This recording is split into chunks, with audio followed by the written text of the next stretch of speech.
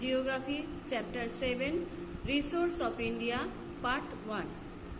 Resource of India অর্থাৎ ইন্ডিয়াতে resource বলতে আমরা কি বুঝাই সেইটা আমরা আজকে পড়ব এবং সেই রিসোর্সগুলো আমরা কোথা থেকে কিভাবে পেতে পারি সেইটা সম্বন্ধেই আজকে আমরা আলোচনা করব। প্রথমত আমাদের জানা দরকার রিসোর্স কি। Resource refer to something beneficial to human being, something leading to human welfare. অর্থাৎ মানুষের প্রয়োজনীয় যেসব জিনিসগুলো সেই সব জিনিসগুলো মানুষ কিভাবে পায় বা কোথার থেকে সেটা পাওয়া যাচ্ছে সেটাকেই বলা হচ্ছে কি resource. A thing resource so far as the effect man and means satisfying his need. মানুষের প্রয়োজনের জন্যই এই রিসোর্সগুলো বা জিনিসগুলো যে আমরা যেসব জিনিসগুলো অর্থাৎ ব্যবহার করে থাকি সেইগুলো কোথা থেকে পাচ্ছি সেটাই হচ্ছে এখানকার মেন বিষয়। ডেফিনিশন যদি দিতে যাই তাহলে আমাদের বলতে হয় resource means the functionality or utility or a thing which renders service to satisfy human demands।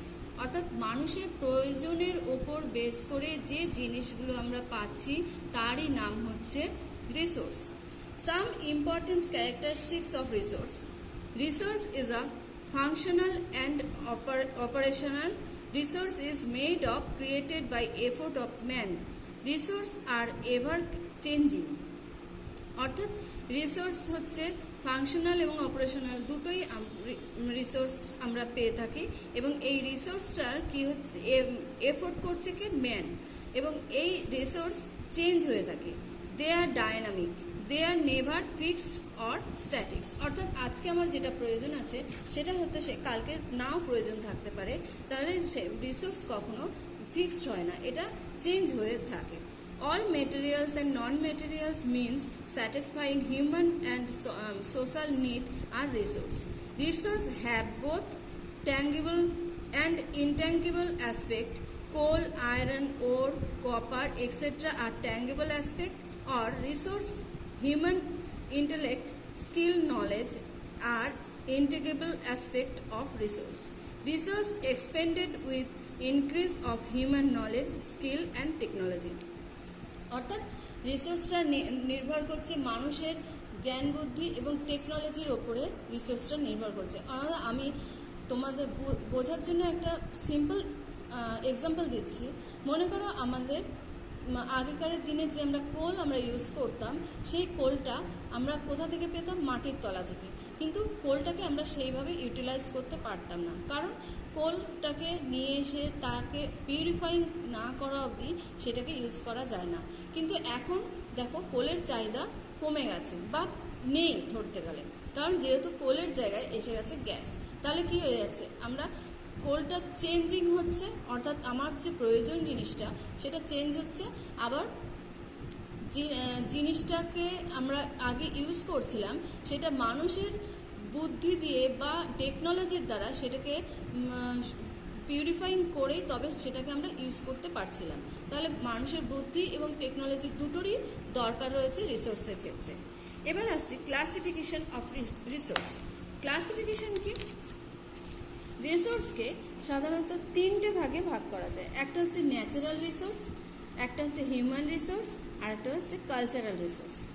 Natural resource হচ্ছে salt, water, petrol, natural vegetation, coal etcetera. Human কি? হিউম্যান রিসোর্স হচ্ছে যেটা মানুষ তৈরি করছে, অর্থাৎ ম্যান মেড। হিউম্যান রিসোর্স হচ্ছে workability, health, population, knowledge, labour. আর কালচারাল রিসোর্স হচ্ছে education, knowledge, technology, organisation, different kind of industries and communication system.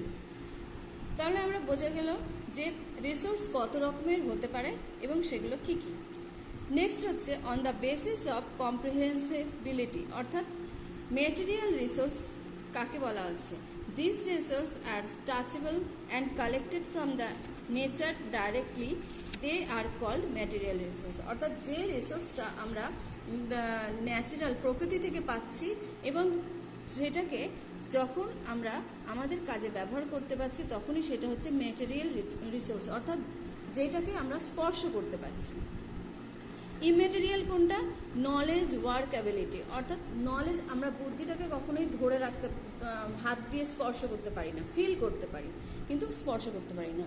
Work ability অর্থাৎ কাজের দক্ষতা, সেটাও কিন্তু আমরা ফিল করতে পারি, অ্যানালাইজ করতে পারি, রিয়েলাইজ করতে পারি, কিন্তু সেটাকে আমরা হাত দিয়ে স্পর্শ করতে পারি না। On the basis of stability, depositional or non-renewable resource. These resources are deposited as fixed quantity and which lose utility after use. They are non-renewable resource. যেমন iron ore, petroleum. Iron ore আর petroleum এটাকে কি renewable করা যায় না, অর্থাৎ petroleum আমরা use করছি বা ফেলে দিচ্ছি, সেটাকে আবার নতুন করে তৈরি করতে আমরা পারছি না। হ্যাঁ, যেটাকে আমরা নেচারের মাধ্যমে বা মাটি থেকে তুলে নিয়ে আনছি সেটাকে আমরা পিউরিফাই করতে পারি, কিন্তু পিউরিফাই করা জিনিস সেটাকে আমরা কিন্তু আবার রিএনেবল করতে পারছি না। সুতরাং এটা নন রিএনেবল। এবার রিএনেবল কোনগুলো? রিএনেবল হচ্ছে ফরেস্ট রিসোর্স এবং hydro power. On the ability of basis of ability, এটা হচ্ছে resource are 4 types, like easily or generally available resource, overall available resource এবং singly available resource. Easily or generally resource হচ্ছে soil, air. Overall resource হচ্ছে sunlight. And rarely available resource এটা হচ্ছে earth are called available resource such as tin. Singly হচ্ছে chlorite এবং dolomite, কলোরাইট, এইগুলো হচ্ছে সিঙ্গলি। কারণ কি? Resources collect from only one place on the earth found in south West of Greenland, অর্থাৎ যে রিসোর্সটা একটা জায়গা থেকেই মাত্র পাওয়া যেতে পারে, অন্য কোনো জায়গায় পাওয়া যায় না, সেটাকে আমরা সিঙ্গলি রিসোর্স বলতে পারি। On the basis of location, regional রিসোর্সের ক্ষেত্রে petroleum, uranium, thorium, iron etcetera এগুলো ফিক্সড জিওগ্রাফিক্যাল রিজিয়নে এগুলো পাওয়া যায়। মোর অ্যাভেলেবল রিসোর্স হচ্ছে sunlight, biotic resource, wind etcetera. On the basis of characteristics কি, এর বৈশিষ্ট্যটা কি? Biotic resource which come directly or indirectly from organism are called biotic resource. Coal, petroleum, milk এগুলো হচ্ছে বায়োটিক রিসোর্স। অ্যান্ড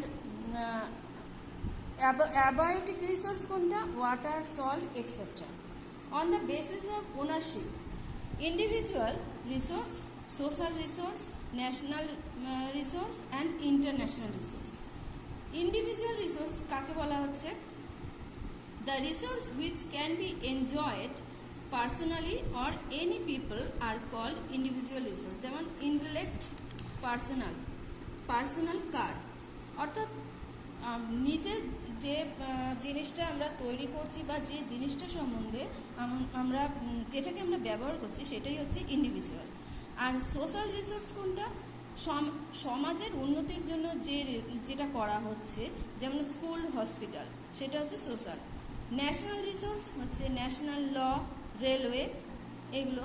ইন্টারন্যাশনাল হচ্ছে World Bank, South Pole etcetera. On the basis of constancy, সেটা হচ্ছে on the basis of constancy mobility resource are 2 type, like constant resource এবং unstable mobile resource. Constant resource বা motionless resource কোনটা? The source which is on Howrah bridge, Taj Mahal, house building etcetera. আর unstable বা mobile resource হচ্ছে human resource, water resource, transport medium etcetera. On the basis of use, এগুলোকে use করা হচ্ছে কীভাবে? ইউজের দিক থেকে আমরা জানতে পারি যে এগুলোর use for daily demand of human being are called usual resource. Unusual resource কোনটা? যেটা সবসময় ইউজ করা হচ্ছে না, যেমন প্যালানকুইন, উড হুইল। প্যালানকুইন হচ্ছে পালকি, সেটা এখন আমরা ইউজ করি না, এবং উড হুইল সেটাও আমরা এখন ইউজ করছি না। মিস ইউজুয়াল রিসোর্স কোনটা? হচ্ছে বেনিফিশিয়ারি, যেমন ডায়নামাইট, অ্যাটমিক পাওয়ার, অ্যাডভান্স রিপোর্ট এগুলো। এগুলো হচ্ছে মিস ইউজুয়াল রিসোর্স, অর্থাৎ এগুলো আমরা খারাপ কাজের জন্য ইউজ করতে পারি, আবার ভালো কাজের জন্য এগুলোকে ইউজ করতে পারি। Potential resource which unlimited endless but their use limited technical socio economic or political cause, they are regard to potential resource such as hydel power, wind power, tidal power, solar power. Unknown resource কোনটা? These resources, many resources are not known to man still now. These are regard unknown resource. The concept about rubber was not known to man some 10 years ago, which use present in many industries. So আজকে আমরা resource সম্বন্ধে পড়লাম এবং resource কত রকমের হয়ে থাকে, কিভাবে ইউজ করা হচ্ছে সেটা জানলাম। নেক্সট ক্লাসে concept of conservation of resource সম্বন্ধে আলোচনা করব।